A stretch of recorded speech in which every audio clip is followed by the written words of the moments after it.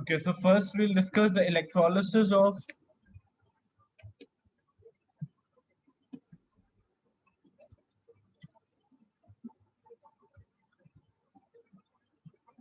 molten electrolytes.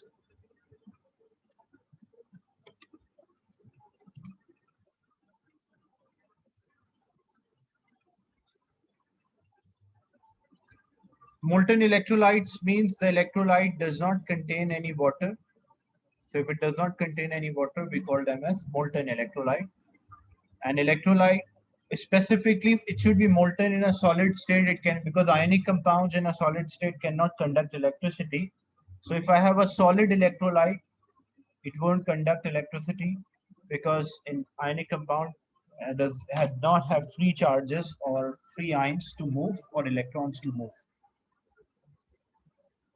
So for this example, if I say I have number one, molten lead 2 bromide.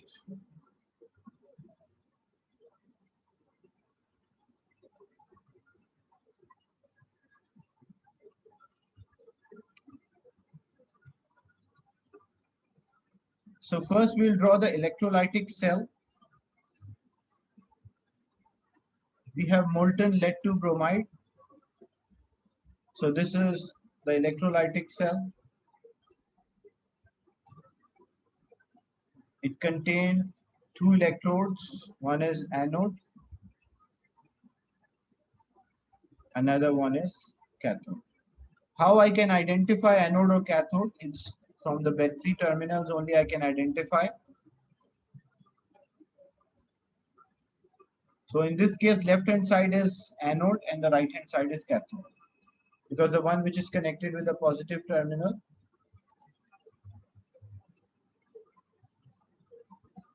is known as anode, and the one which is connected with the negative terminal is known as cathode. And we have molten electrolyte.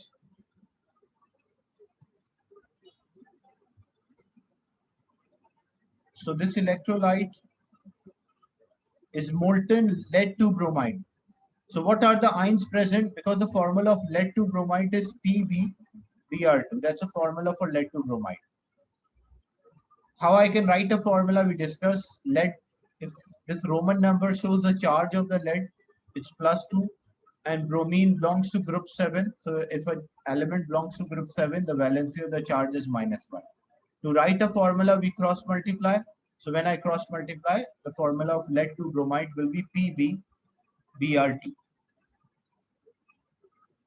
It's a molten electrolyte. So if it's a molten electrolyte, what are the ions present? So it contains a lead ion and it also contains bromide ion. We don't have to bother about the number here. Br2 is written and lead is 1. We just have to identify the ions. So this electrolyte contains lead ion, which is +2, and contain a bromide ion, which is -1. The material anode and cathode,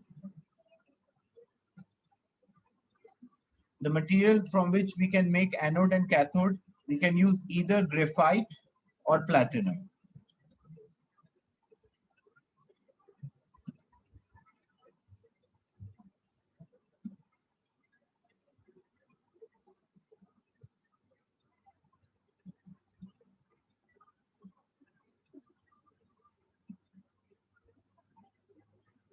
So graphite or platinum can be used. Why we use graphite or platinum? Because they are unreactive, does not react, and they can conduct electricity.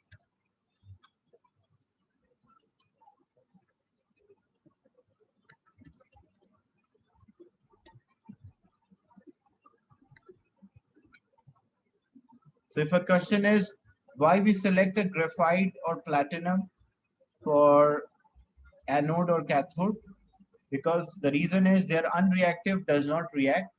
And the second thing, the anode and cathode should be made up of a conducting material. So graphite and platinum both can conduct electricity. As we discussed in the previous chapter, because the graphite The electrons are there, the free electrons are there, delocalized electron in the graphite layer, which is responsible for conduction of electricity.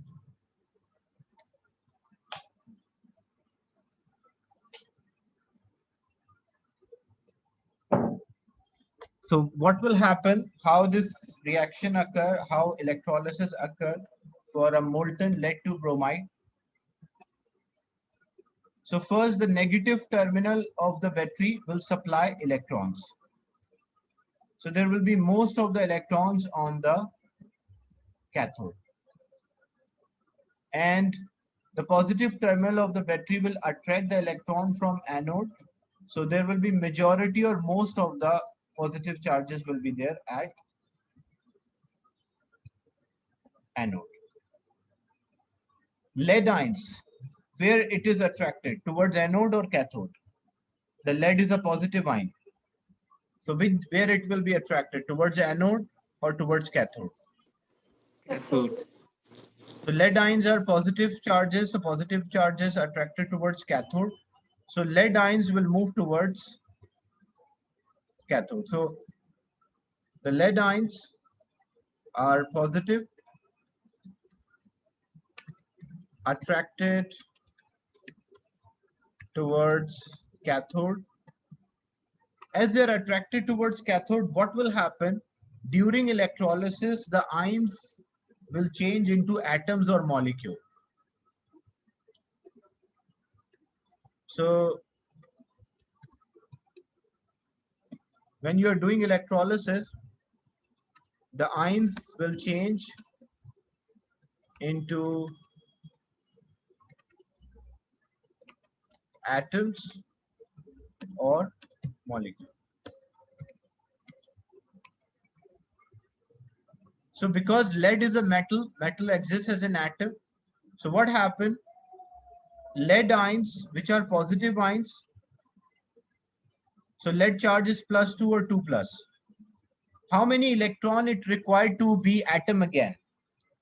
Lead is positive charge. How many electrons it required to be an atom again? Something is a positive charge, it means it has less electron and more positive ions.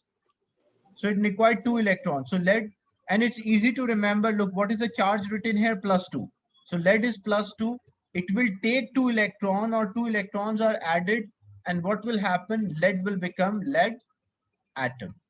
And it will remain lead atom. Why? Because it's a metal. Metal exists as an atom. Is it clear?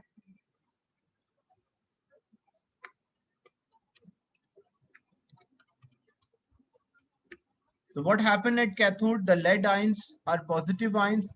They're attracted towards the cathode. As they're attracted towards the cathode, they will gain electron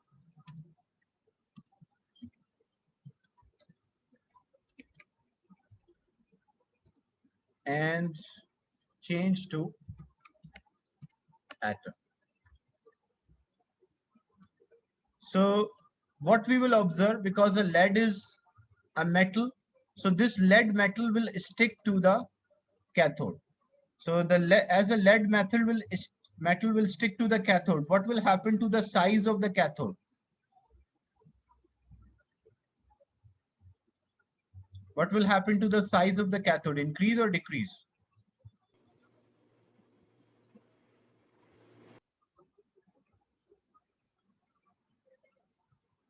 Yeah, the size will increase because lead is a metal. So what is the observation? What we will observe? We'll observe a shiny metal form or a shiny solid form which stick to the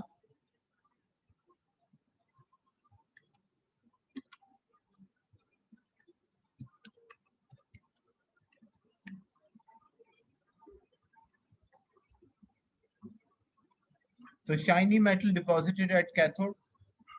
Why the mass is increasing? Because the lead is attracted towards the cathode, so lead will stick to the cathode. So as the lead will stick to the cathode, it will form a lead metal. That's why the mass is increasing. Then what happened at anode.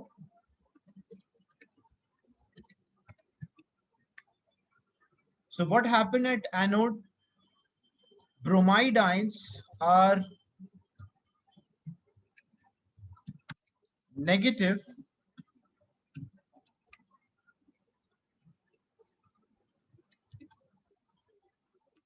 so attracted towards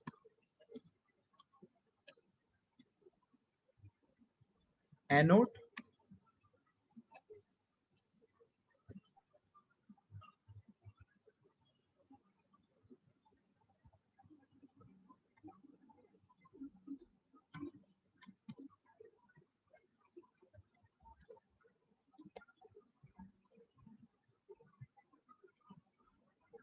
So as the bromide ions are attracted towards anode, so bromide ion, Br ions,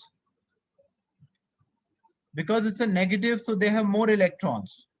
And I told you during electrolysis, the ions will change into atoms or molecule. So bromide ion is negative, -1. How many electrons it should lose so that it will become an atom? How many electrons is, yes? How many electrons it should lose to be an atom again? 1. So if it is losing, we'll write minus E. If it was gaining, we write plus, but if it is losing, we write minus E. So bromide ion will lose 1 electron and it change into bromine atom. But the thing is, the bromine is a non-metal. Non-metal cannot exist as an atom except group 8. So bromine does not exist as an atom. Bromine exists as a molecule. So how the bromine molecule is formed? So actually what happened when two bromide ions will go there, because one bromide ion is losing 1 electron. So if two bromide ions are there, they will lose 2 electrons and it will change into bromine molecule. Why I make a molecule here? Because bromine is a non-metal. Non-metal exists as a molecule and metal exists as an atom. Why I did not write Pp2 here? Because it's a metal, metal exists as an atom. But why I'm writing 2 here? Because it's a non-metal and non-metal exists as a molecule. So when bromide ion will take 2 electrons, two bromide ion take 2 electrons, change to bromine molecule. And bromine is a gas.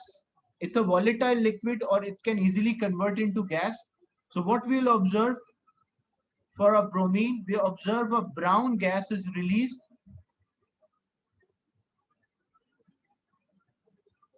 or brown vapors are formed.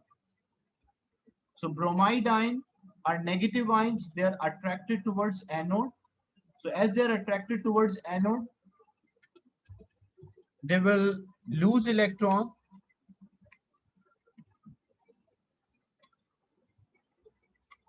and change to molecule. So it's easy to write the equation for molecule. First, you will write equation for atom and then you can just change for molecule. Example,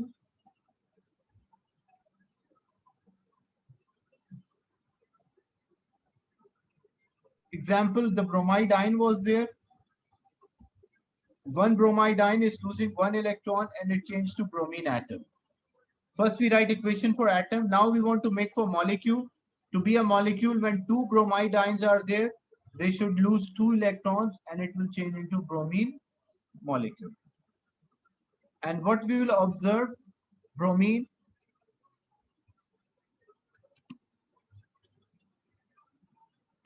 so we'll observe a brown vapors form. Because bromine is brown in color and because the temperature is high, so it instead of bromine in a liquid state, it will form bromine. So why we put 2 here? Because bromine is a non-metal. Non-metal exists as a molecule. Metal exists as an atom. So when we pass the current, you can see here we separate the lead and we separate the bromine from each other. And the substance is a molten. Molten means it does not contain water. Any doubt in this? The electrolysis of molten lead to bromide. Is it clear the idea of electrolysis?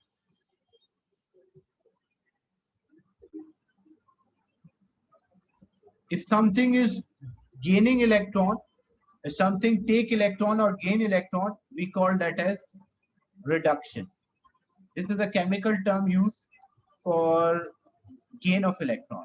If something is losing electron, we call that as oxidation. And how you will remember this oxidation and reduction? You will remember from this term oil rig.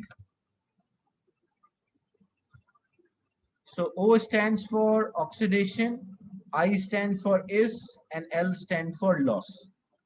R stands for reduction, I stands for is, and G stands for gain. So oxidation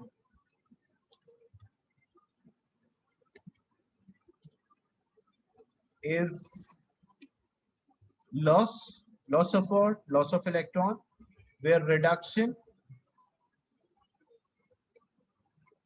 is gain of electron. So when something lose electron, we call oxidation. If something gain electron, we call that as reduction. So in the previous example, you can see here the lead was gaining electron. If something gain electron, what we call that as reduction. If something loses electron, what we call that as oxidation.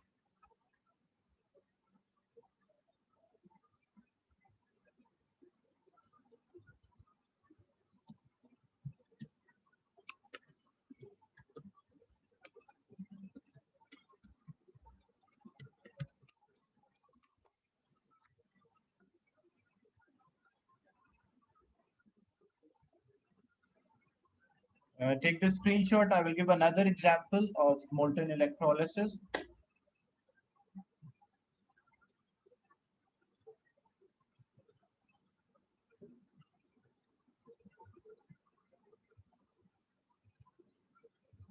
And this oil rig as well, oxidation is loss and reduction is gain.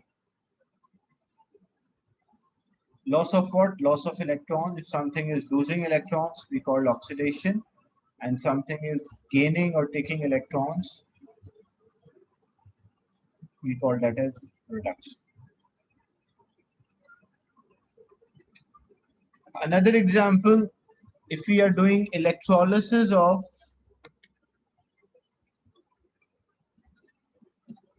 molten aluminum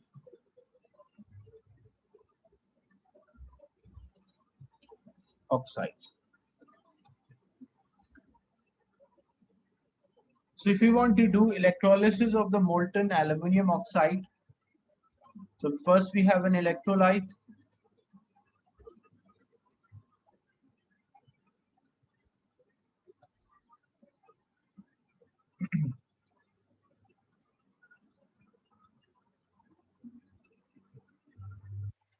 And this electrolyte, what it contains? It contains anode and cathode, inert anode and cathode. When we say inert, means unreactive. And inert anode and cathode are made up of either graphite or platinum.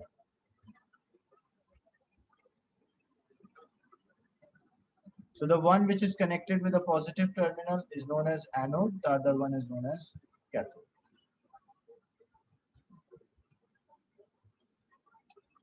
And this is a molten electrolyte, so it does not contain water. What are the ions or the charges present?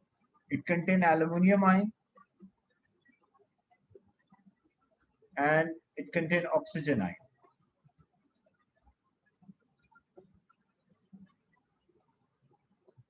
So when we label this,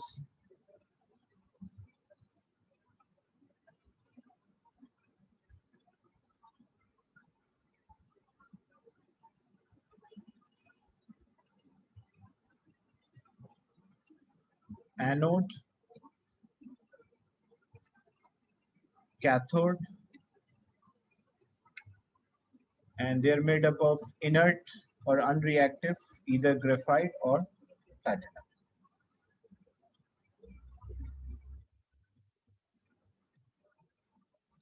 And the solution through which we are passing a current, we call that solution as a electrolyte.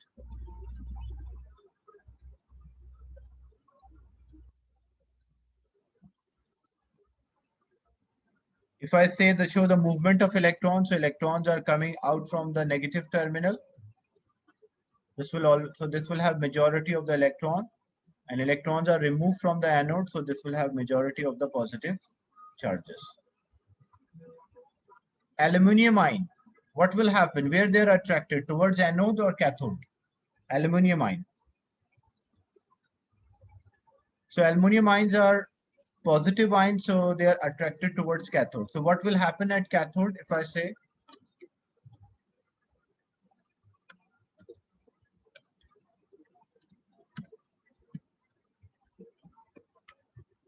so aluminium ions are attracted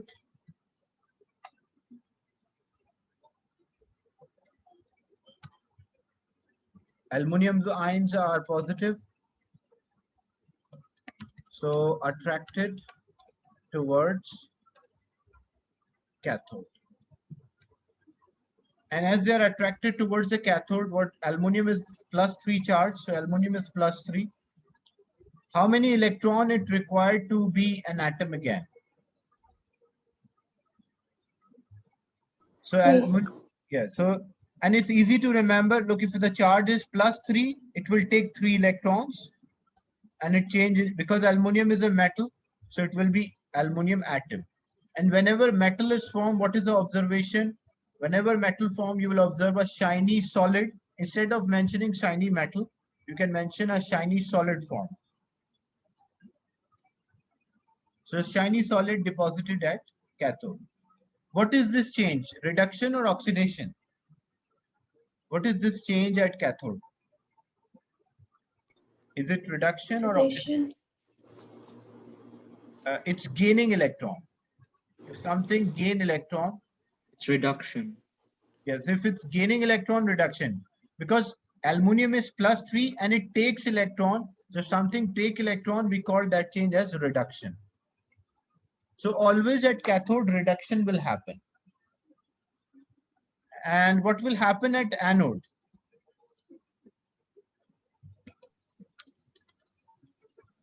The oxygen ions will be oxidized. They will lose their electrons. Yeah. So what will happen at anode? The oxide ions or oxygen ions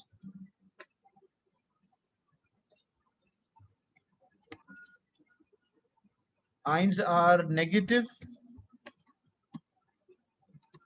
so attracted towards anode. So as they are attracted towards anode, this was the gain of electron.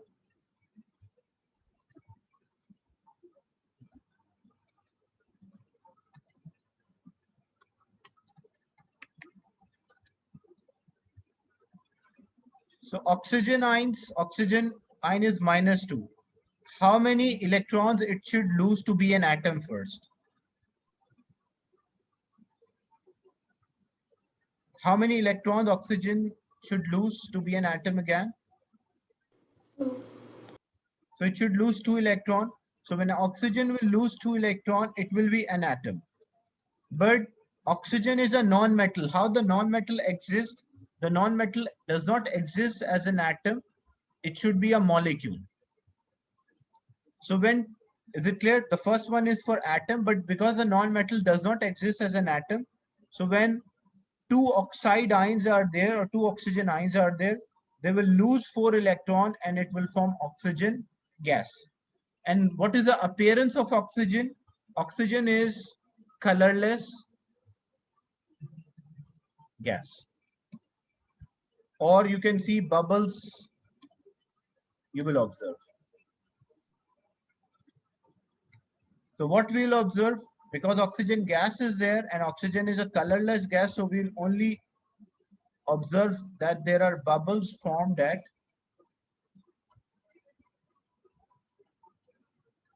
anode. The size of the cathode will increase. Why? Because the aluminium will stick.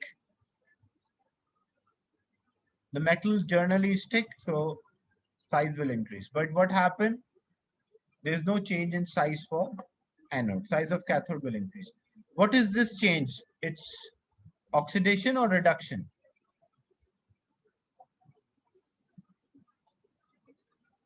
What is this change called? Oxidation. So this is oxidation because it's a loss of electron.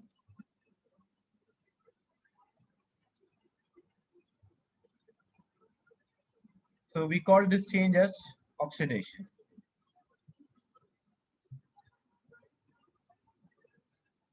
So at anode, oxidation happen, at cathode, reduction happen. The colorless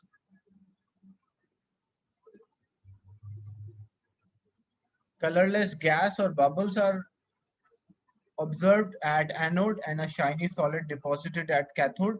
But if I say what happened to electrolyte, the full electrolyte,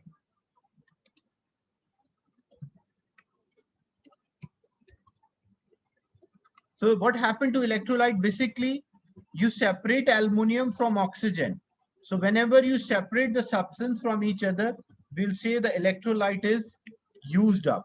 Used up means because you separate aluminum, you separate oxygen. So overall electrolyte will be used up. Is it clear?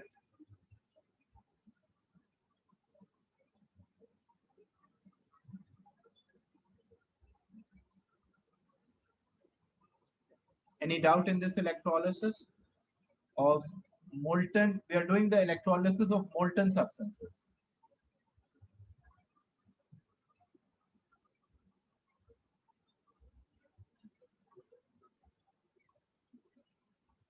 Take the screenshot. I will give another example. You have to learn the appearance for the gases. I'll mention the appearance for different gases. You have to learn these appearance. When they say observation, like if in a question, they say what you observe at cathode, don't say that aluminum is observed, because by observing a thing, you don't say the name of the substance. You will mention a solid is formed or a shiny solid is formed or solid is deposited, but don't say the name in observation. Same thing if a question is state the observation in anode, you will not say oxygen is observed at anode. That's wrong. Observation means what you see practically, what you will see if you carry out this experiment.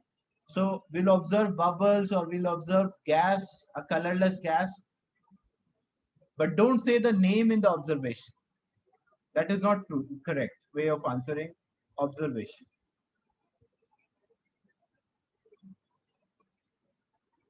Another example, if we are doing electrolysis of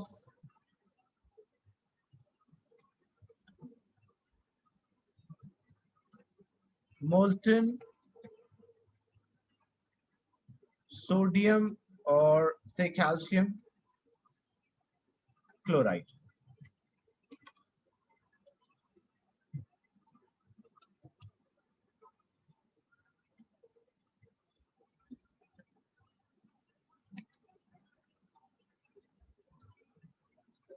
So again, the electrolytic cell, the reason why every time I'm drawing a cell, so that you will memorize the labels of a cell. So electrolyte is there.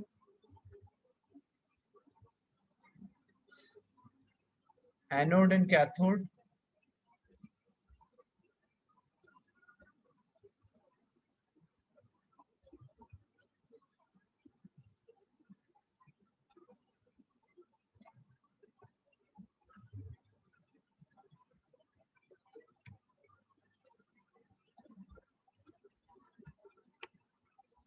The anode is made up of either graphite or platinum. Or you can also say carbon, because graphite is allotrope of a carbon. Means it contains carbon atoms but different arrangement as compared to diamond. So it can be graphite or platinum.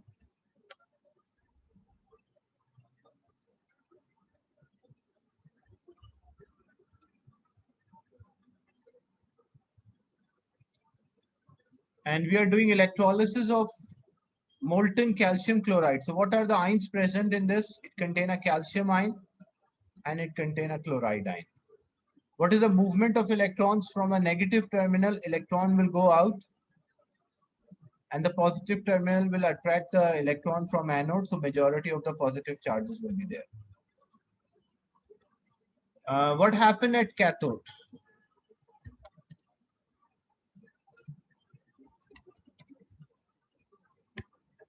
Yes, what happened at cathode? What we'll observe at cathode?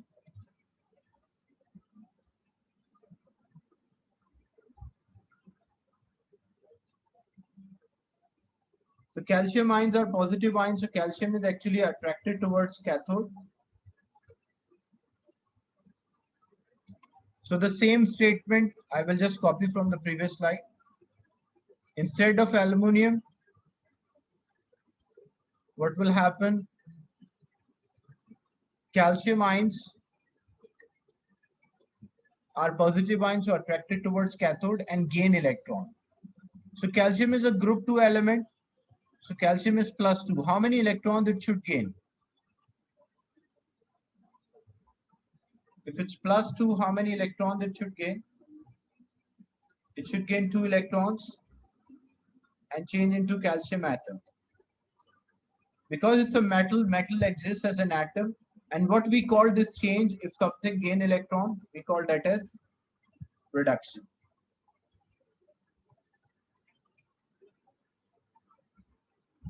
And what happened at anode?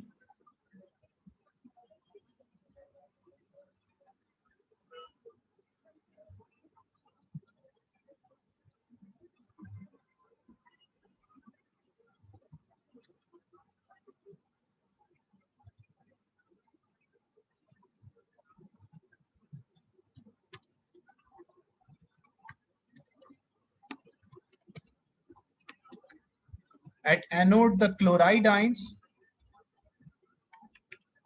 are negative, so attracted towards anode, and they will lose electron. How many because one chlorine belongs to group 7, so it is -1.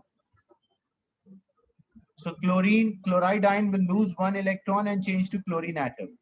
But it is a non-metal, so non-metal cannot exist as an atom except group 8.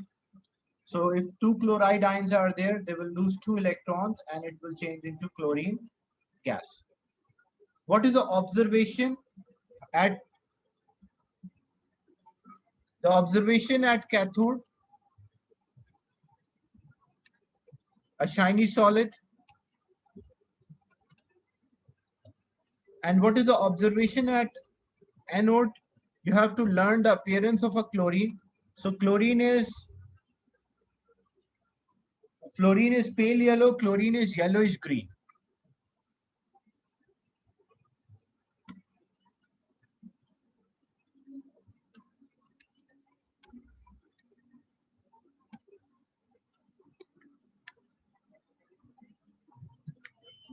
So it's a yellowish green gas which we observe. And what happened to electrolyte? The electrolyte will be used up.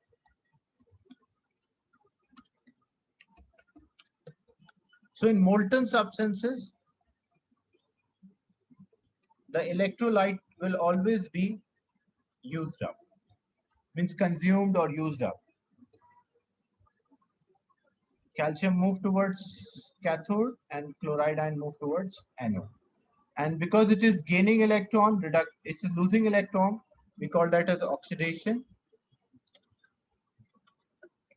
So one is oxidation, another one is reduction.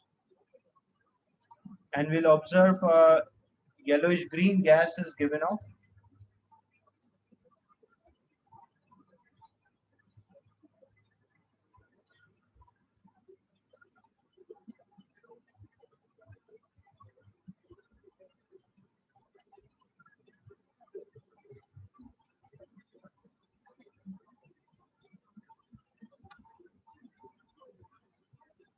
So this is when you are using a molten electrolytes, this change will occur.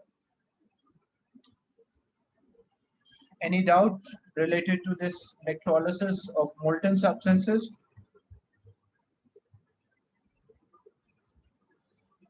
So first thing, if a question is given, sometimes they give you a formula of a substance. So first thing, when you want to write an equation is identify the ions. Like example here, calcium, molten calcium chloride. So we identify the ions that it contain calcium. Even sometimes they give you a formula. Calcium chloride formula is CaCl2.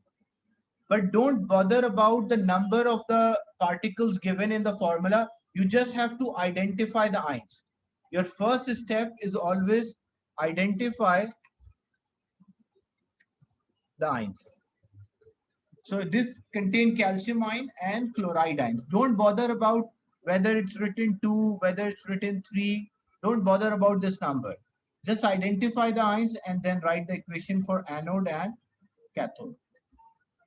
Same thing, aluminum oxide formula is Al2O3. So you don't bother about that you need 2 aluminum and you need 3 oxygen. You just identify the ions and write the equation for the ions. How to identify the ions? Because it contains aluminum and oxygen. So aluminum, you will write symbol for aluminum, then you will write symbol for oxygen. Then check their group number. Using a group number, you can write the charge. So if it is group 1, the charge will be +1. If it's group 2, the charge will be +2. If it's group 3, the charge will be +3. If it's group 4, the charge will be -4. If it's group 5, the charge will be -3. If it's group 6, the charge will be -2. If it's group 7, the charge will be -1, and group 8 does not form a compound here, so you don't have to bother about it. For a transition element, then with the name, it will be given. They will mention iron 2, iron 3, so you can identify from that. Is it clear? The electrolysis of molten substances. Take the screenshot of the last part.